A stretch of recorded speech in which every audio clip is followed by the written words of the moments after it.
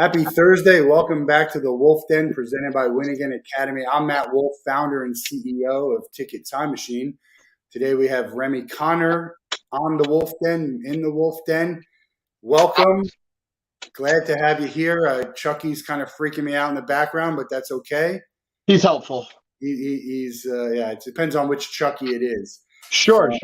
There's all different kinds. So for those in the audience who don't know who you are, give us a quick intro, and then we're going to get into everything. Great. My name's Remy Connor. I'm the Inked Magician. I perform original magic around the world utilizing my tattoos. I love to travel, and yeah. And so I know you because of Emily, who Yes. is the founder of Muggsy PR. She was on the Wolff Den last week. Great episode. I encourage everyone to watch it. Mm-hmm. Tell us how you got involved with Emily, Muggsy, and then what you guys have just put out, because we talked about it a little bit, but I think you guys have launched since then. Yeah, we have launched officially, which is pretty cool. So it's funny, all of those things kind of twirl into one subject. Emily and I met about 10 years ago because she was married to somebody and he was putting on a radio show and I was one of the people being interviewed on the show.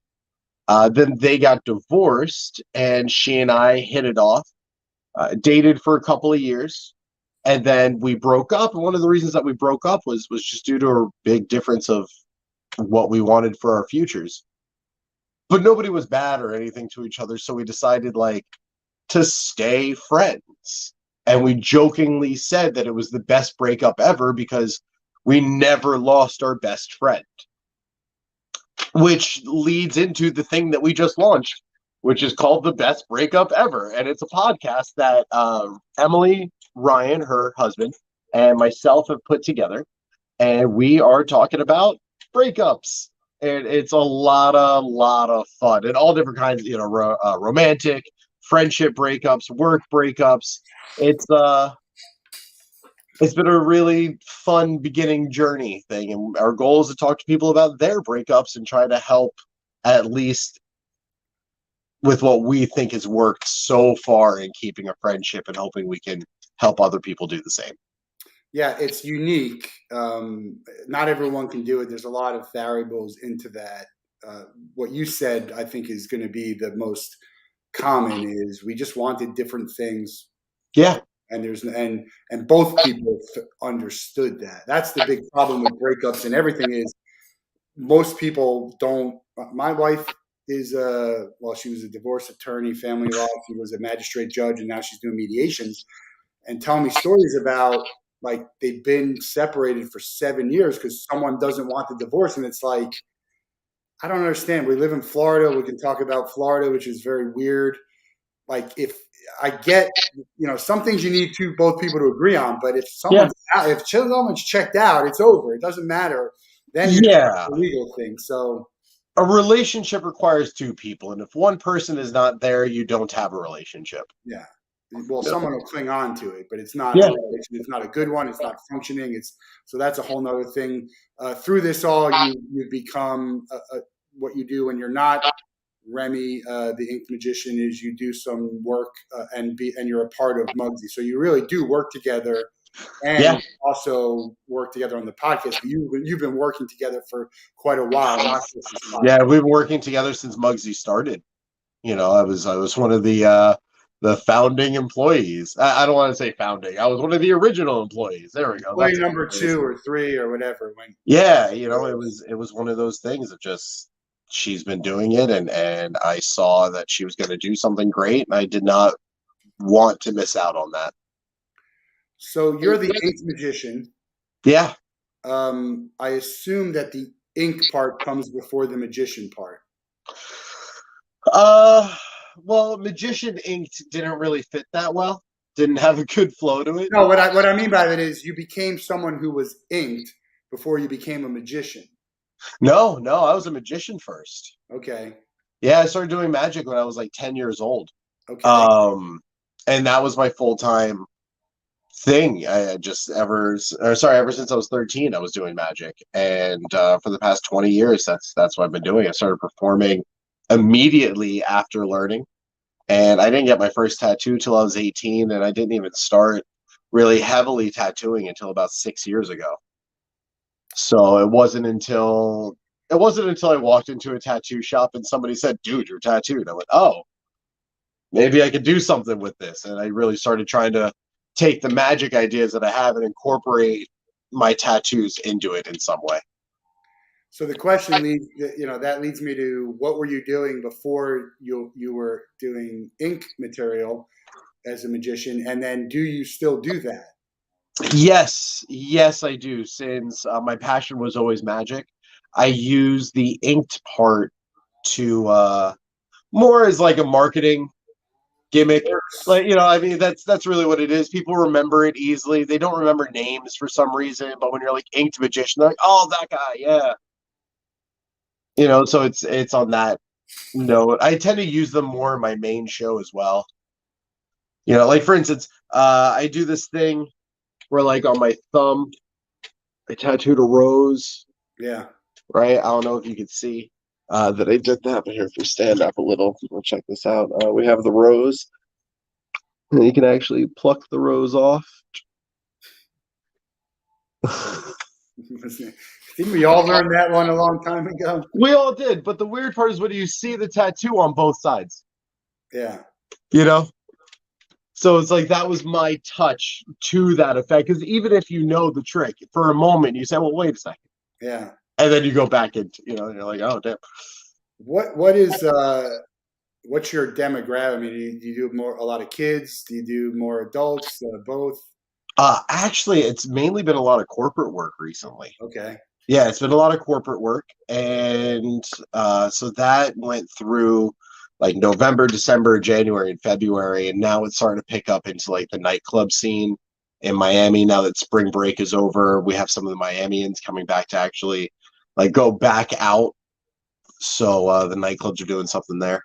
Do you steal anybody's nose? No, I don't steal noses. That was Miami has a big enough problem with yeah. noses. That was the that was the classic that we did. Who inspired you to want to do magic at 10 years old? Let's see, it was David Blaine. Blaine. It was David Blaine. I saw him doing magic. I thought that was really cool. The next day in school, everybody was talking about him, so I figured if I learned magic, I'd make some friends.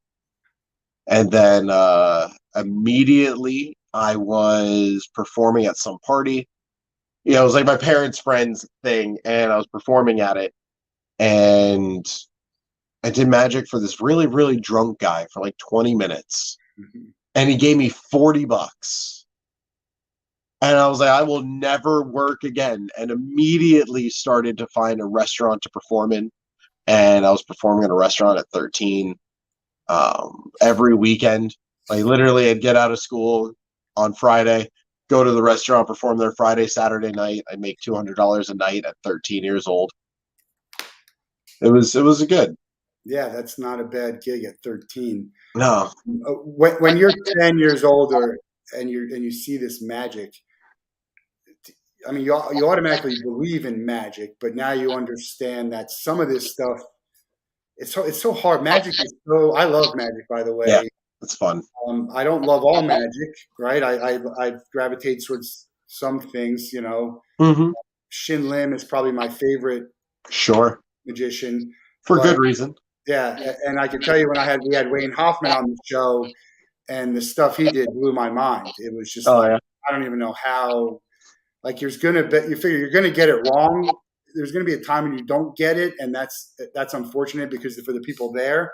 But Right. it's so some of it, and you could teach people certain things, tricks, like Yeah. you learn certain tricks, and some things, are really difficult. They almost, when you watch that stuff on America's Got Talent, you're like, how in the world did that happen? And it almost feels like some type of magic, like sorcery type thing. So as you're 10 years old, if you can remember back when you're 10 years old, what did you think at the time? Like, hey, I could figure out how to do a card trick. Because I do the card trick where you pick a number and then you put it over and then you flip the top card and the bottom card. So when you look at it, it's there, right? I mean, Right.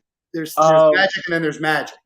So I remember thinking at 10 years old, or sorry, at 13, that magic, it was weird. I had known that magic wasn't really real, but that question never entered into my head. It was never about the magic per se. It was about how he was impacting the people's lives. You know, I would see him perform for people that would be really sad. You know, like their expressions would be like depressed or downtrodden or just neutral even, right? And by the time he was done, you'd see these people smiling and happy and elated. And I saw that it just had this impact on people, and that was the part that stuck with me more than anything else. You've seen him live? I met him twice. Okay. I've never seen him perform live actually, Okay. but I've met him twice. How was that? He was very kind. Yeah. Very, very kind, very sweet person. I mean, to be able to meet the person who we have people inspire us all the time, and Yeah, like I get inspired by people, but my family really inspires me. My brother, my sister, my mom has inspired me to things. So it's a different thing, and I don't want to use the word hero. sure. Use hero, but you hear when they say your hero, your crush, your celebrity, whatever, and you meet them, and it could. Some people don't want to meet them because you have this view of what they are, and they might not be that. They might not for whatever that might not be who they are. They might have had a moment. Meet the person who inspired you to do what you do is got to be I mean, not It many. was a big. I remember the first time I met him. It was a really big moment because it was like in the middle of this crowd of people. We were at. It was when he was performing at the Hard Rock. Okay. He had come down here, and I remember seeing him in this like big crowd, and I worked my way up to the front to actually talk to him, and he made eye contact with me, and the moment he made eye contact I said, hey, yeah, it was very quick. You inspired me to be a magician. Now I'm a full-time magician. Hmm. And he turned, like he looked and he heard me, and I just saw this moment where he paused and he kind of. Did we lose you here?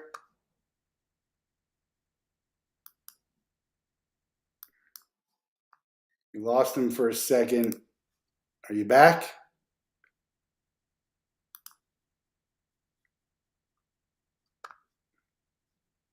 Can you hear me?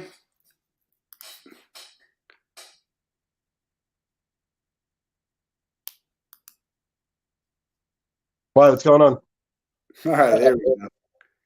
It was we lost you for a second. Oh, that's weird. It's got to be that wasn't part of the magic show, by the way. I vanished. um, it's amazing to have that feeling from both sides. I can imagine him because you know, and I'm Seeing somebody that you inspired. Yeah, and I'm You sure know, inspired a lot of people to do a lot of things. sure. More positive than negative. But yeah, and then for you to do that, and there's going to be someone who sees what you're doing, and It's happened. It's yeah. happened a couple of times. I was performing at Florida SuperCon a couple of years in a row. And the first year that I was there, I did my show. I had a lot of fun. Then the second year I came back, and this guy comes up to me afterward. Thank you. This guy comes up to me afterward, and he says something to the effect of, I saw you last year. I was so inspired by what you were doing that I went home that week. I quit my job and I did the thing that I wanted to do.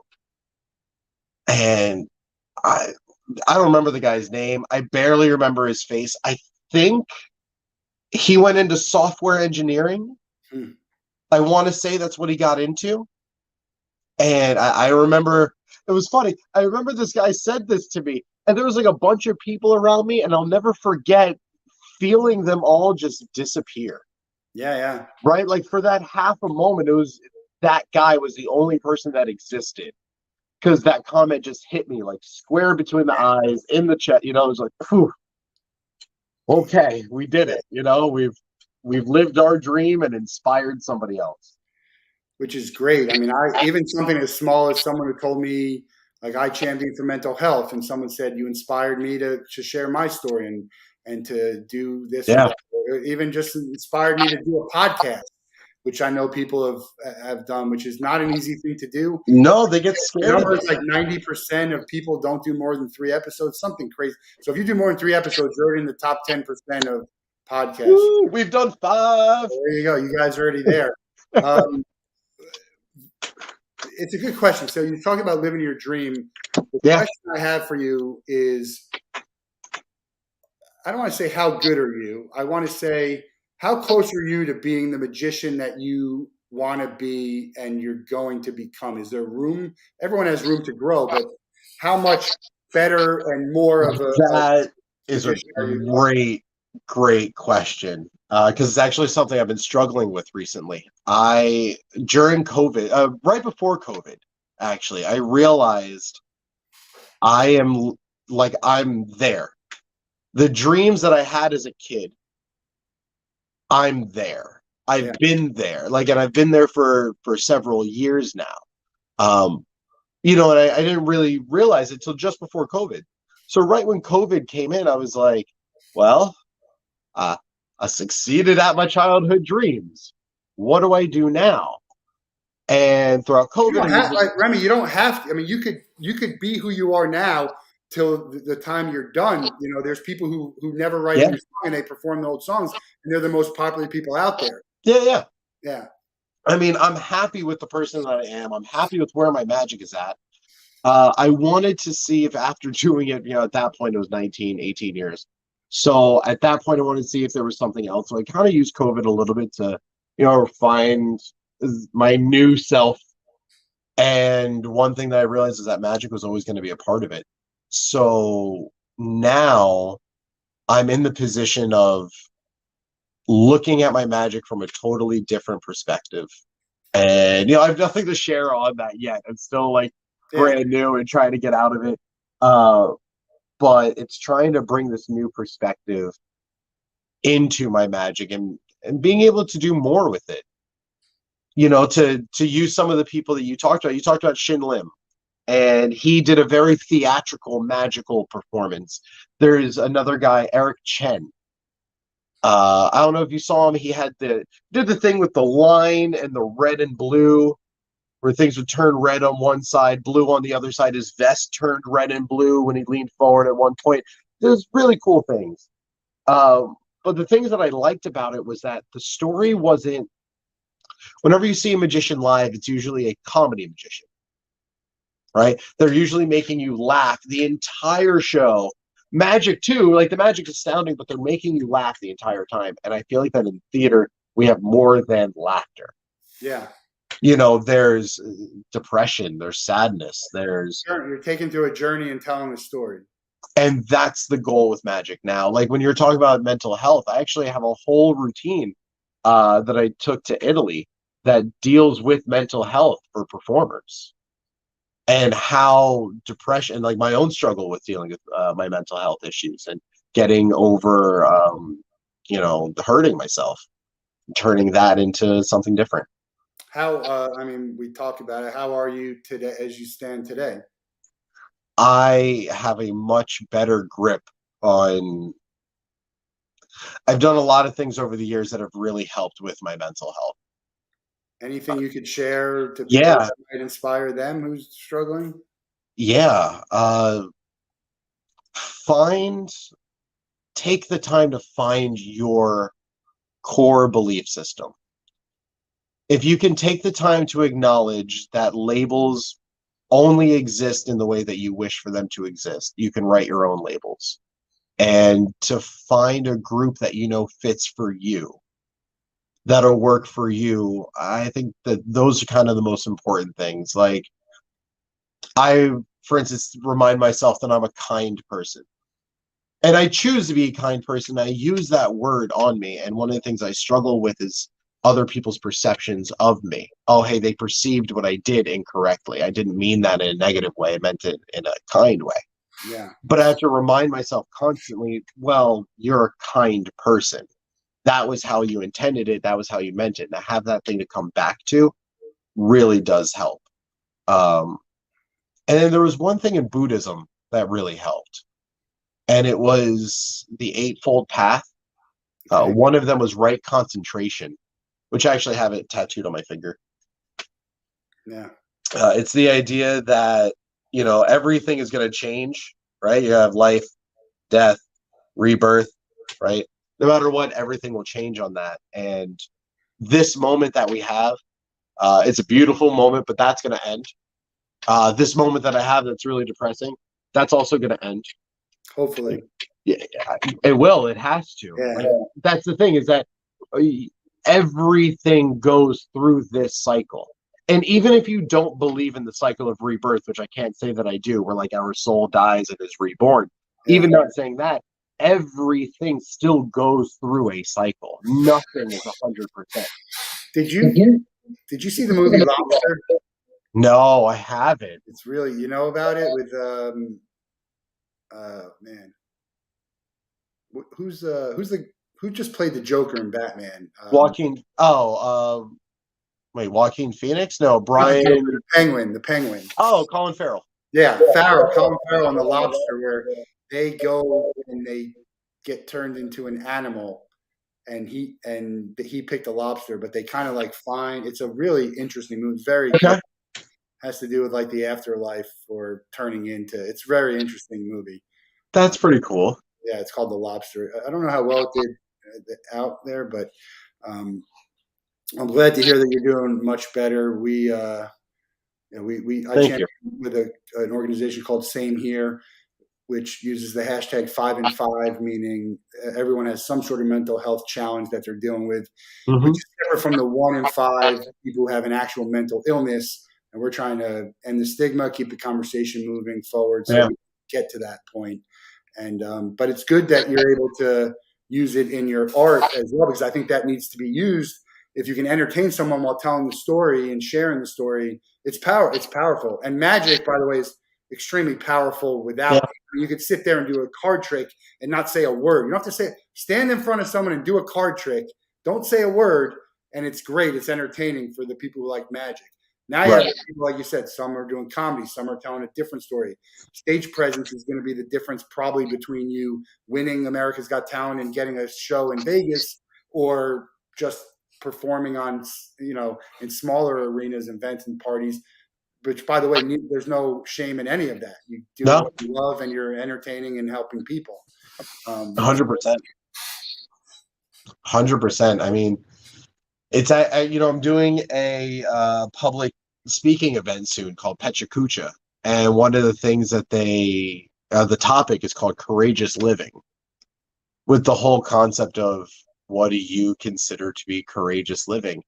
And most of the time, the topic that I'm bringing up is that people look at what I do, public speaking, as being courageous. But to me, courageous living didn't have to do with those decisions. It had to do with every day that leads up to that. Yeah. Right. It's about. You ever hear the Seinfeld thing when he said, "What are people most afraid of?" And it was, I used this public was ahead of death, and so people would rather be in the casket than talking about. I use this quote on my show. He says the number one fear in the United States is public speaking, followed second by death, which means in a funeral, people would rather be in the coffin than giving the eulogy. Yeah. Crazy, right? So I use that whenever people come on stage and they get nervous, right? Because like people get nervous and they don't know what's going to happen. So I tell them that, and it makes the audience laugh, and it reassures the person on stage that like, oh, I'm nervous. That's normal. Okay. I send Emily, so I'm a Seinfeld junkie. It's my favorite. Art, I had a company I named Vandalay Consulting. That's awesome. Your handle is Art Vandalay, and so I did magic for the Soup Nazi. Oh man, he's awesome. Yeah, Lee Ehrenberg is great. Yeah, I sent Emily a bunch of Seinfeld clips about breakups that I think you guys could incorporate into your podcast, which I think would be great. Oh, that'd be so cool. Yeah, I want to get back to, and I want you to perform something for us, but I want to get back to the question of being the magician you thought you would be. You started 13, you said you've hit what you thought. Yeah. What are the different levels between those two, and when did you hit them? Okay, so there's multiple phases. Like I think there's multiple levels to that. Number one, the to me the least important, but also the most important is the business side of it. When I realized that if I didn't have a gig one week, I was still getting calls for other gigs anyway. So when I finally got comfortable with the fact that, oh my God, this gig canceled, what am I gonna do? And I realized that I didn't really have to worry because I just had other ones. That was a big deal to put that together, because then I realized that meant I was actually a magician professionally. This was how I worked. This was what was going to happen at my job. I felt like I had job security. And when were you a professional? You were performing for money, but when were you a professional magician? I mean, I guess technically by the definition since day one, since I collected my first $40. Yeah, but I But mean, like someone hired you to do it, and yeah, if you want to go in that sense, I don't remember the first gig I was hired for. so Like, I the think it saying would be that the you never. restaurant. Actually, no, it would be the restaurant. That would have been the first time. I was going to say maybe you do forget your first. The saying. Yeah, I mean that would have been the first place.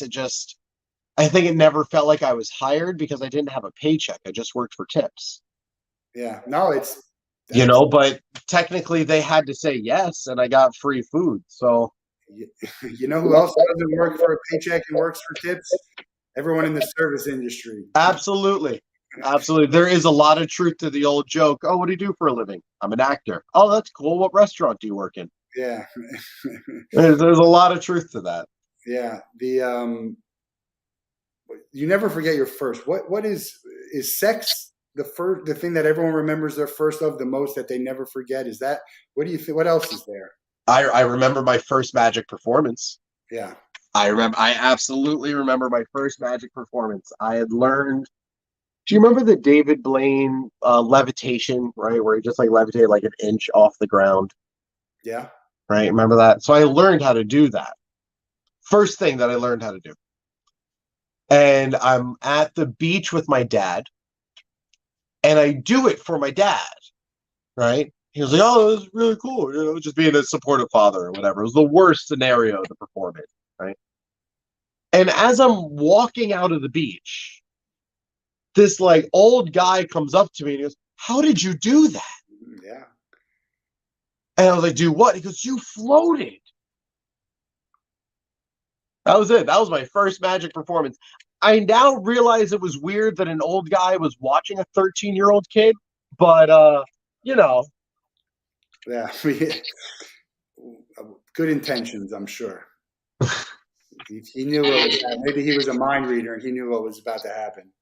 whoa, something's going on. You're hold on. Try that again. I said maybe he's a Oh, mind there, reader. Yeah. there we go. All Yeah, right, well, right. Maybe give that was us a performance. Show us something that you want the audience to see. But it could be anything. What, sure. I actually just got these matchbooks made up with all my information on it. very I cool. thought was pretty cool. I'll show you one of my favorite things. This is People do not play with fire at home. yeah, don't play with fire. I'm a professional.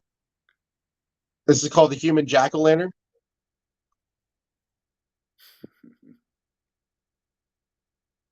Pretty good. Right? Human jack-o'-lantern. That one's fun.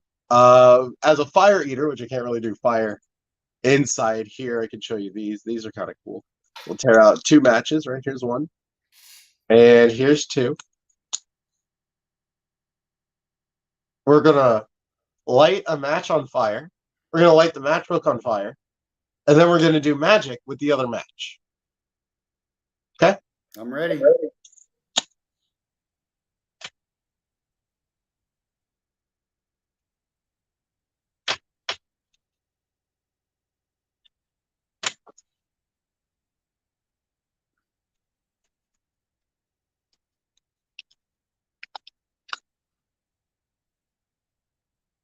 Matchbook. Match. Right? It's fairly simple. Hold on. Try it again. fairly simple. If we just take it, and it actually looks like it vanishes. Not hand here, not hand here, not the back of the hand here or the back of the hand here. But in the matchbook, was everything in here burned? It looked like it. All right, but if we open it up, Wow. one match, still attached. That's pretty good. And usually I would just give this to you. I'd be like, here you go, man. That's for Yeah. you. That's a great one. I don't know if I've seen that type of thing done, but not. Sure. That's a very that's a fun one to do. Have you ever performed at the Renaissance Festival? So I've never actually performed at the Renaissance Fair for a reason. I would have constant work. I would be able to interact with people and perform and create with people all day long, which sounds like a dream. Except all of my magic would have to be Renaissance style. There's a guy who does magic there in like a little side thing who does like card tricks all day. Yeah, but you could do card tricks, but like I wouldn't be able to do anything with a cell phone. Yeah. You know what I mean? Like it really just wouldn't fit. Yeah, I get it. How about America's Got Talent or some type of talent show? Have you ever tried out for these? You know, it's funny that you bring that up. I have actually tried out for America's Got Talent. I was asked to be on it. And Emily and two friends drove out to New Orleans with me for the audition, which was so much fun to do. And then we ended up reading the contract and saying, no, we're not going to do this. Yeah, they own you way too much. Yeah, that makes sense. I think that in the America's Got Talent, and I haven't watched a lot recently, my favorite is the magic, the storytelling. Like they have the people with the lights that they do, like they're walking around. Yeah. That stuff, which is not magic, it's just really performance. But that type of thing that's sort of very visual, and I think that's the best stuff that they have on there. And it doesn't always do as well. Why do you think that is? But why does a singer on America's Got Talent do so well when there's 6 other singing competitions? I think magic requires people to think sometimes. No matter what, to me, magic's the only art form that requires an audience to exist. Like, a song will always be a song, right? Like, it'll always be a song. A painting will be a painting regardless of who's there to see it. But magic requires there to be an audience to know what the world is, and then what they see doesn't fit. Yeah. What's your favorite type of magic? I mean, you do you seem to do a little bit of a lot of things. I do a lot of magic. My favorite style, I'll say, is what's called parlor magic. Now, there's multiple levels, right? You have walk around magic or street magic. Street magic is more David Blaine style. Walk around is the same thing, but like in a suit for a corporate event, right? So like it's the same thing, just different attire. Then you have close up, this is kind of more close up, right? We have somebody sitting at a table, a bunch of people sitting around the table, performing in that kind of sense. So it's a show, but it's a very small show. Then you have parlor, which is like the comedy club style. That's my favorite because you have the close-up interaction of magic, right? With the setup of being on a stage. Right? Because if you do stage magic, which is like what Copperfield does, you can do anything. I mean, like the dude floated, like he flew. You know what I mean? He didn't just fly. Yeah. Like he didn't like float in the air a little bit. He like took off into the sky, right? Like that was amazing. You could have only done that on stage. Yeah. So parlor gives you that nice middle ground of both, because in parlor magic, every audience member has this feeling that they could stop what they're doing and run on stage. Stage, you don't have that, right? But parlor, you feel it. You can just run up really quickly before security got to you. You know, and I think that makes a difference. Another guy who I really enjoyed his work was John Dorenbos, the former Philadelphia Eagles. He was on America's Got Talent. He was the Eagles center snapper. Okay. And he went on America's Got Talent. He does magician now. He does stuff with Ellen, and he's made a real name for himself. Oh, that's pretty cool. And talking, he does a lot of stuff like Wayne Hoffman that we did with its sort of like mentalist type stuff. Mm-hmm. I love the close up, the Shin Lim type stuff. I love the stuff where someone predicts what's going on, because that really it's crazy to think who does that. Do you have a magician if you were going to work with someone?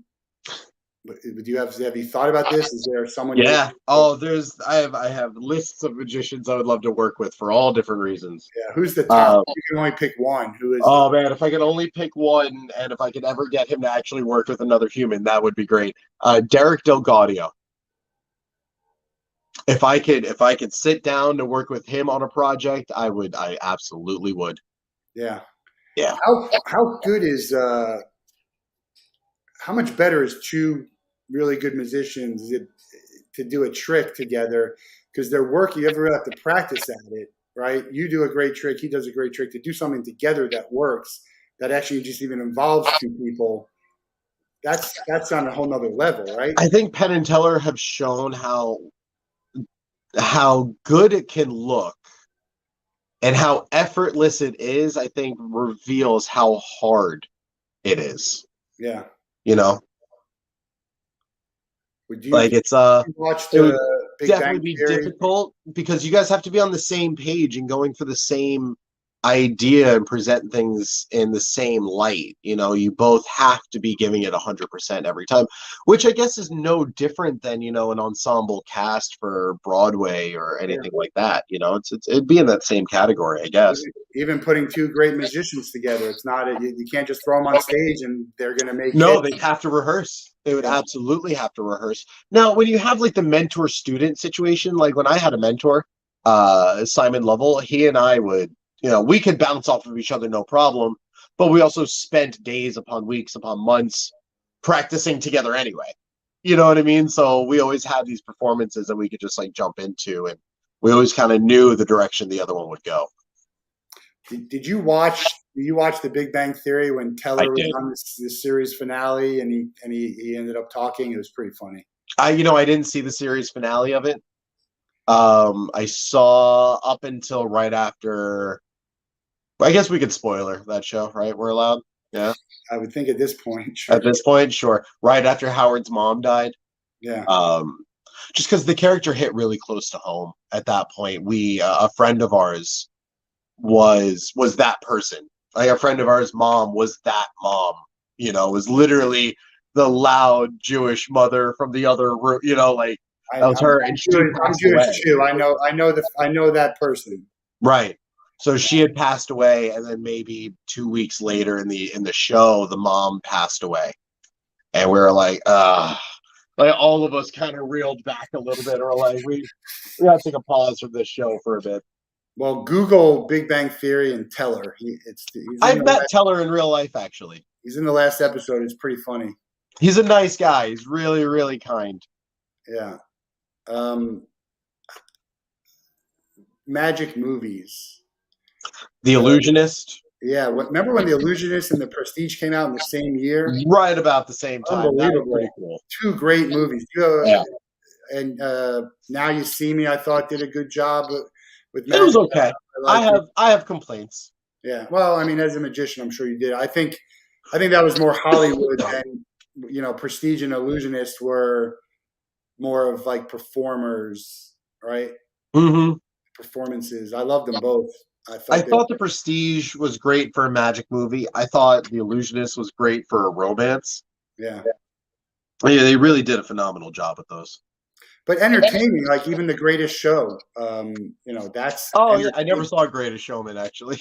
You haven't? Oh, No. I think you would really like it. It's all about performing, which is what you do, and you know, the life of a performer. And I think you probably would see some parallels there. Oh, I'm sure. Yeah. It looked like a fun movie. It was just one of those I never sat down to. Truth be told, I very rarely sit down and watch movies like new ones and stuff. I always go through like old movies because my thing is that if somebody wants to watch a movie with me, they got to sit down and watch the movie with me. I'm never going to go watch it on my own. Yeah. Yeah. Well, the good thing about that is after a certain point of time, they all become older movies. Yeah, that's true. That's Eventually, true. you look at this thing like Back to the Future was 40 years ago. Like, what the hell? Yeah. Crazy. It's nuts. I didn't even see Back to the Future until like 8 years ago. Oh my God, I'm a movie buff, so I Yeah. love movies. There is an ode to Back to the Future in my logo somewhere there, which I mean, it's not. Oh, that's cool.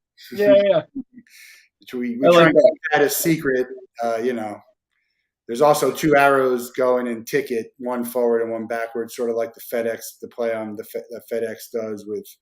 Oh, gotcha. That's Yes. funny. You know, I've got little things like that hidden in my tattoos. Yeah. Like I've got on my wrist, it says Teehee. I don't know if you can see that. Yeah. Yeah. The H is Houdini's signature. Oh wow. You know, That's very cool. How many tattoos do you have?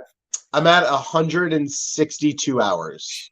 Oh, 160. I thought you were going to say 162 tattoos. No, it's 162 hours. Because at this point, it's like I have 5 tattoos because like my back and my side and my arms are all connected. Okay. You know, How many sessions is that 162? that I don't know. I mean, I'd have to break it down like tattoo by tattoo.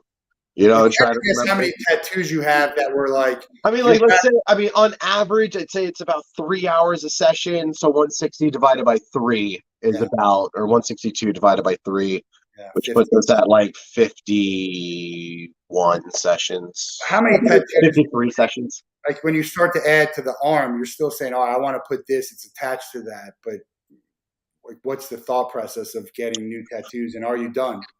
I'm not done yet. I have plans. Like everything is planned out now, so it's just finishing all the spots and getting the gaps connected. So like on the arm up here, it doesn't connect quite here on the top, but the back is done, the arm is done. I just need to really fill in the in between. Will you ever? Is this the only area that's non-touchable? It is not non-touchable, but I have not found a thing I want to put on my face and look at every day. Okay, so no Post Malone, Mike Tyson. Yeah, I'm not there for that. I'm going up to here in about 2 weeks. We're doing some balloons. Well, they're actually going to be balloon animals. Okay, up to your neck. Yeah. Like we just did this outline of the circus tent. Oh, very cool. So, what? How much money would someone have to pay you as a sponsorship to tattoo something on your face? I mean, there's a price for everything. There is. Trust me, there is a price. Without going to jail, there's nothing I wouldn't do for a certain amount of money. Right. What that money is. So I will say that there are just certain things I would like. Anything I'm morally against. There's no right, of course, right. Like it's not like it can be bought out like that, but it would have to be something that I could talk about, right? So given all those scenarios, and you could use it in your magic show. It would have to be an amount of money that would set me up for at least 10 years. Okay, fair. 10 years guaranteed. These are all my bills that are paid plus extra money to do whatever I want with. Right. That's reasonable. Yeah. So, like $100,000 a year. Yeah. I think that would be pretty solid. $1 million. Yeah. For $1 million, that's questionable. Like for you, it'd be a lot easier than for me because I don't have any tattoos. Yeah. So it'd probably be more like 10 million for me or 5 million. Oh, that's funny. I don't have any tattoos. Also, I'm Jewish and I can't Be Well, buried. because I know that at this point I can make money off Yeah, of yeah. my No, there's tattoo. a You much. know what I mean? Like Yeah, I can do video shoots with like other tattooed people or go to like tattoo parlor, like whatever it is. The other day I'm getting tattooed and this guy walks in, he goes, "Oh man, that's cool. You guys just tattoo each other when you're like not busy." And I was like, "Oh, I don't work here." it's like the jerky boy. Yeah, we'll paint each other on the Yeah, ground. right. Oh man, I haven't heard a Jerky Boys reference in forever. Love my friends and I love the what do you say, Mike? Um, how about how about tattooing a QR code? No, I won't do that. So the ink fades over time, and Okay, eventually there's a chance that QR code won't even be legible. right. Like it won't be scannable, Yeah, you need So 70%. We've got to read 70% of the code. and just over time it'll fade, it'll shift, things will happen. Like And you haven't redone any tattoo? no, I don't think I've really gone back to redo any. When I've gone for big sessions, they've gone back and like touched up old areas, but I haven't. I think the only thing I did one cover up. Yeah. I had, and I probably will never get a tattoo. I don't want to say never, but it's very unlikely. It'd have to be some kind of scenario. Mhm. I'm a huge Gator fan, Florida Gators, so it would be maybe the Gator logo, some of the Gators. Oh, But cool. when I was growing up, if someone asked me to tattoo, I don't even know why it was. It would be like Mighty Mouse because I just thought it was cool. And Damon Stoudemire, who was an old basketball player, actually was Mighty Mouse was his That's cool. Mighty Mouse tattooed. I want, but now there's so much better art. Like Yeah. think about the art, the quality of art, and the creativity of art now than when it was when you first started getting tattoos. The And equipment is better. yeah, The but even equipment just even yeah, is the is equipment's better. But even just I think the mind of art. I don't know. It's an well, artist. now we know what's possible and we're always pushing that limit. So like now it's possible to do ultra realistic tattoos on people. Like that was never possible before, but now with the things that we have, it's like taking a pen onto a piece of paper. Yeah. Is there a percent of your tattoos that you would, if you could snap your fingers, remove, and then maybe do something else on? Yeah. You have an Yeah, idea? there's not so much do something else, but just do them slightly different. Okay. You Or know? maybe someone doesn't have the meaning for you anymore. Oh, all of them. I'm pretty lucky that they've all kept their meaning. Okay, that's great. Because I themed it out with things that all meant something in my life or currently mean something, and anything that really came up are all questions. So the question will always stay the same, but the answer is allowed to change. Do you think there's more positive thoughts and comments than negative when people look at you because of Yes. the amount of more positive Yes. Um, in public? yeah, yeah. The closest thing I had to a negative comment was the other day. I got to a place and, being a performer on the run, I change at my car, no problem. So, I pull up, immediately rip my shirt off to go put on a collared shirt, and this 85-year-old woman is standing behind me. She's, oh, oh. And I was like, oh my God, I'm so sorry. I didn't mean to. And she goes, no, let me see it. And she wanted to look at my bag. She goes, that's Yeah, phenomenal. I yeah, just didn't expect it. yeah, yeah.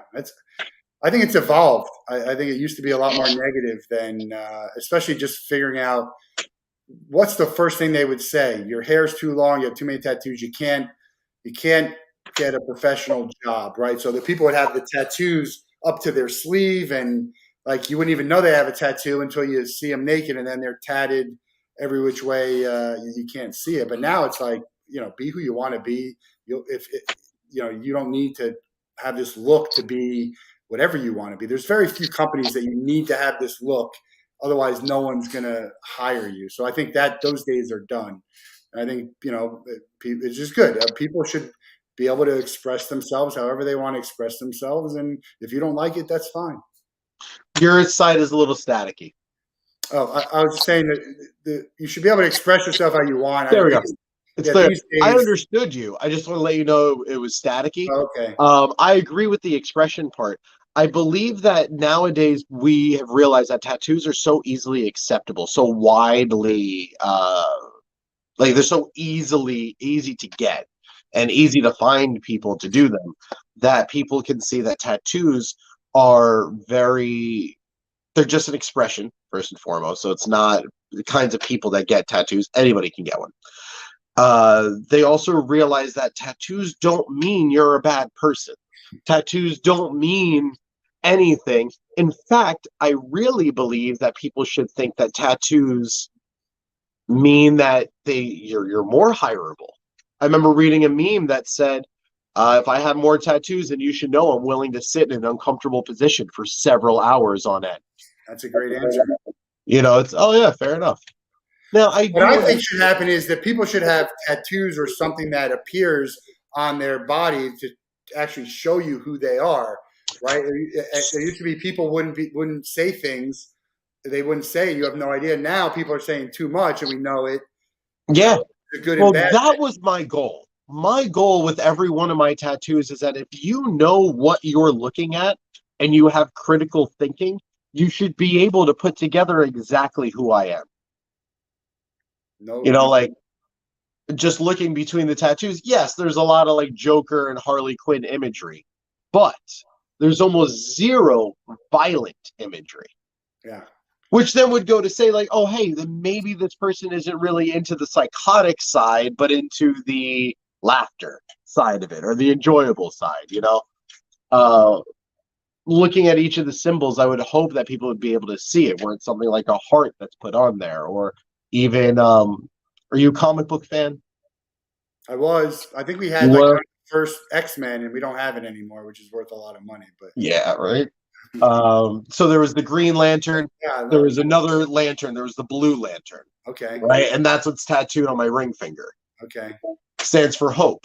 Some people could think it's one thing, but if you know what it is, you can tell what kind of person I would be based off of that. Yeah. Well, the funny thing is, in different languages and different cultures, the same word means something very different. So that's another thing. Like I just had some Brits stay with me for a couple of weeks, and one of my favorite lines and scenes in Family Guy is a British pub took over the Clam where they hang out. He's like, some Brit says something. I didn't understand a word they said. He goes, and Cleveland goes, the only idiom I know is that in British, cigarette means fag. And Peter goes, well, someone tell this cigarette to get the hell out of here. That's so funny. So it could mean different things. So you say, it's funny that you bring that up because that's actually a theme for one of my tattoos on the opposite side, right? While we all have words that have different meanings in other languages, there's also many different versions of the same word. So I have the word ha tattooed on me multiple times, but I also have it in several languages. And the idea of what language do you laugh in? Like I have it in Hindi, Arabic, Russian, Spanish, and English, and I'm adding Hebrew and Punjabi next.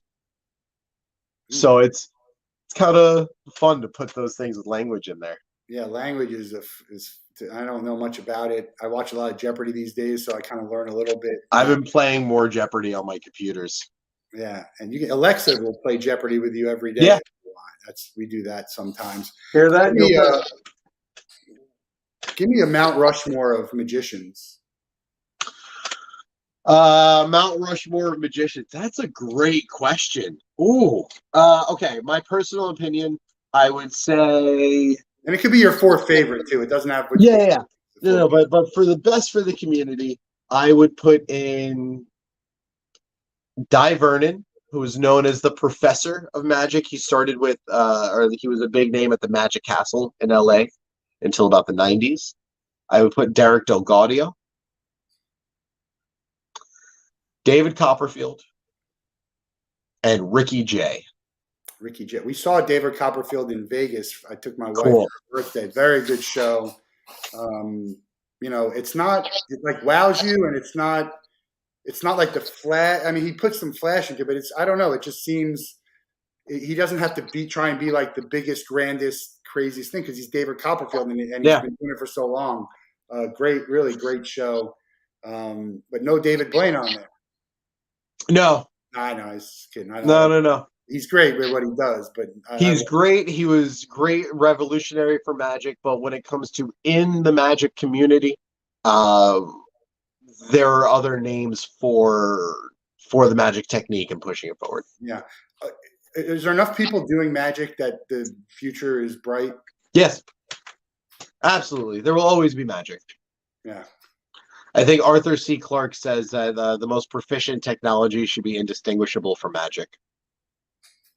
It's magic to how we can see. Louis C.K. does a great bit on cell phones and flying, and it's like people complaining about this stuff. He's like, you just made a call from up in the air in an airplane. Like, give it a second to work. Yeah. He does a great bit on that. What is Chucky doing back there, by the way? What's the significance of Chucky? Oh, so my girlfriend is a big horror fan. Okay. Big fan of horror movies. Child's Play's her favorite. Have you seen the new Scream? I want to see Scream. I haven't seen it yet. I'm looking forward to watching it with her. Yeah, I need to see the new Scream. I thought that was a really good. That's a good franchise, Scream, and Chucky was good too. What they do with all those, and sometimes not as great. But man, Chucky is very identifiable. Classic. Very identifiable. So we're going to have you perform one last sure show before you leave. But I want to ask you the exit question of the Wolff Den. You might already have told us the answer to this. You can meet and spend a day with anyone you want in the world. They have to be alive. You can't be related to them. They don't have to be a magician. It could be a celebrity. It could be someone I've never heard of. Spend a day with any one person who's alive. Yeah. Can't be related to them. Who are you picking and what are you guys doing?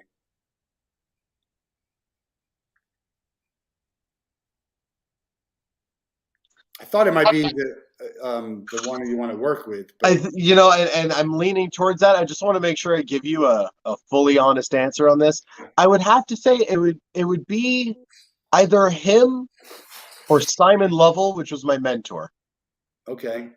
But I think it'd have to be Del Gaudio because we would. He was your mentor, but you never met him or spent time with him? No, we did. We spent a lot of time together. I mean, someone you've never met before. Never met, never spent time like that. It would have to be Del Gaudio then.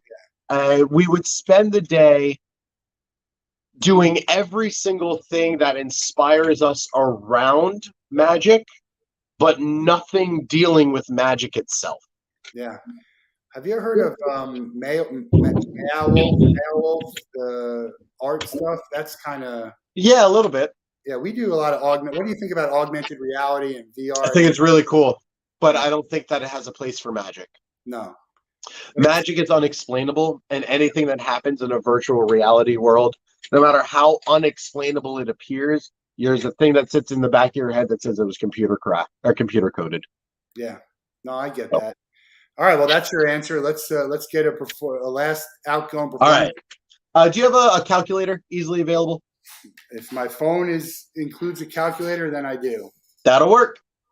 All right, so here's what I need you to do. We're going to try some mind reading over the phone or across this. It's not going to be for me to see. That's for you to see. Okay. I need you to first, you're going to type in the 4-digit year that you were born. Okay. All right. And please tell me if anybody else has had you do this kind of thing over the phone. Have you done this yet? No, No, that's cool. Okay, so type in the 4-digit year, and you're going to add a number to it. The number you're going to add is the year that something important happened in your life. Okay. Okay, so another 4-digit year. So that should give you a new 4-digit number, yes? Adding it. Yeah, you're going to add them together. You're going to add all these together. Okay. The next number you're going to add is how many years it's been since that event. So if it was in 2000, it's been 22 years since then. Right. Okay. So I'm adding that. Yeah, you're going to add that.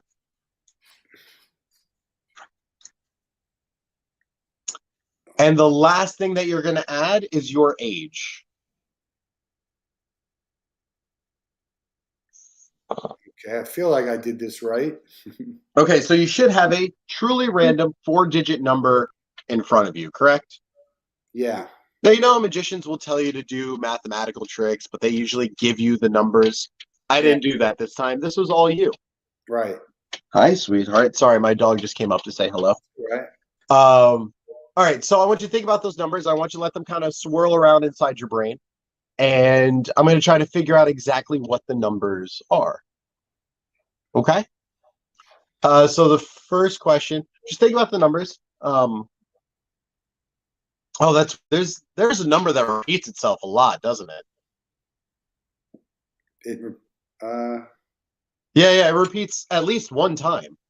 Oh, the number repeat. Yeah, one of the numbers repeats. In my final number. Yeah, in your final number. Correct. Yeah. It doesn't repeat more than once, though. No. It's weird. I don't even have a pen. Oh, I'll show you. So this is kind of cool. Oh, we got these ink drips tattooed on my arm. Okay. All right, we have some black, some blue, some red. Really useful if you don't actually have a pen, because you can get some blue. And then, let's see, we'll do this. Is that forward or backward for you? I think that's backwards. It's backward. All right, so we'll start on the other side and get some more. Let's see, we'll go over here. All right, got a little bit more ink out of this. Hold on. Oh, this is giving me the perfect answer, right? We get some more ink. We go like this. Yeah. There's a 4 in it, yes? There's a 4 in it. Here, we'll get some red, actually. Yeah. All right, there's a 0. Yeah. Oh, right. Maybe one more 4, right? That was where the second one comes up. Yeah. And last but not least, oh, that last number, it obviously has to be a 3. That's it. Yeah, 1976, 2006, the Gators won football and basketball. Cool. And championship, and then I'm 45 just for another month. Hey, congratulations. Here we go. Very nice. Hey, thank you. Impressive. It's a lot of fun to have that moment, right? Because then you could do like a little thing like this, where you go. Even get a little bit more red and get the. There you go. Now we got the Joker. Remy Connor, new podcast with Muggsy PR, the best breakup ever. Check that out. I'm excited I have some great relationship, business, and friendship exit stories. I'm excited to get on the show. And that's going to be fun to have you on it. It's going to be a fun episode. But the inkmagician.com, find him on Twitter and Instagram. Really impressive. And you're interviewing Ryan soon, yeah. Is he on? I don't know if he's scheduled, but I don't know if he's on yet. Right, because you're going to work with, because Emily's husband's also going to be interviewed. He's on our podcast too. Yeah, I don't know I don't know if we do have it yet. I have to look if Ryan. Well, I hope so. Yeah, hey, look, he's welcome to come on. I don't know if everyone's welcome to come on. I've never said no to anyone who wants to come on the Wolff Den. I think everyone has a story to tell. Yeah. So I want to give them a platform to share, and a lot of good stories, a lot of inspiration, and some is just fun, and some is a little bit of everything, which I hope we did today. So looking forward to seeing your show in person. We're down the street, so I'll find a way to make it happen, and check him out. If you want, I'm doing a show every other Thursday at in Hollywood Beach at a place called Everest. Yep. Actually, tonight's our second night. Well, good luck. Thank you. I'll have to make it out at some point. All right. Check him out. Inked Magician. And we got more Wolff Den tomorrow. More Wolff Den next week. I'm going to be on the road in Orlando. But have a great day, have a great night, and a great weekend.